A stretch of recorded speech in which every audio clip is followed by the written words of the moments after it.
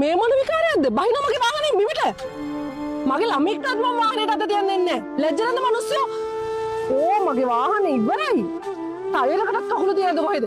Tamanට වාහනයක් නැහැ කියලා අනුන්ගේ වාහන වලට ඔහොම සලකන්න එපා. ඔව් ඉතින් පයින් යන්නේ උන් කොහමද වාහනේ කගේ දන්නේ? මිස්ගෙද මේ වාහනේ මම පෑ දෙකක් තිස්සේ බලන් ඉඳී මිස් වෙනකන් තමයි. කකුල් දෙක රිදෙන නිසා තමයි මම මෙතන ටිකක් වාඩි වුනේ. මං තමුක දන්නේ නෑනේ. පැය දෙකක් මං එනකම් බලන් ඉඳියා මගේ වාහනේ උඩ. හොරෙක්ද කොහෙද මේ දවස්වල හැම තැනම වාහන විදින හොරු. සිකියුරිටි මේ හොරෙක් ඉක්මනට එන්න. සිකියුරිටි මෙහෙන් මෙයා තමයි හොරා. මෙයා තමයි මගේ වාහනේ බින්දින්න හැදුවේ. මේ මහත්තයා හොරා මිස් මේ CCTV එක බලලා ඉන්නකෝ.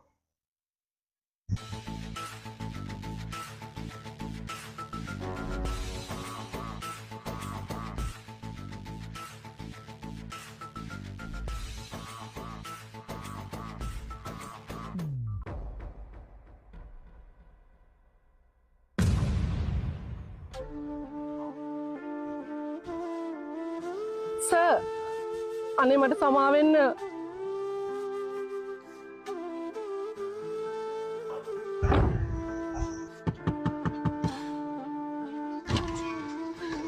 මං ඇත්තටම හිතුවේ සර් පයින් ගියපු කෙනෙක් කියලා.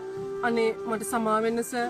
මං ඇත්තටම සර් ඉඳපු විදිහෙන් හැසිරුණ විදිහෙන් සර් ඇඳලා ඉන්න විදිහෙන් කීයටවත් හිතුවේ නෑ සර් ලොකු වාහනයක අයිතිකාරයෙක් කියලා. මම බිස්නස්මන් කෙනෙක්. මට කාලය කියන්නේ රත්තරන් වලටත් වඩා වටින දෙයක්. මම මෙතනට වෙලා පැය දෙකක් බලන් ඉඳලා ඔයාට උදව් කරේ මට සල්ලි වලට වඩා මනුස්සකම කියන දේ වටින නිසා. බයිනෝගේ වාහනේ මිමිට. පයින් යන්නේ උන් කොහමද වාහනයක අගේ දන්නේ? මොන යාන වාහන තිබ්බත් වැඩක් නැහැ.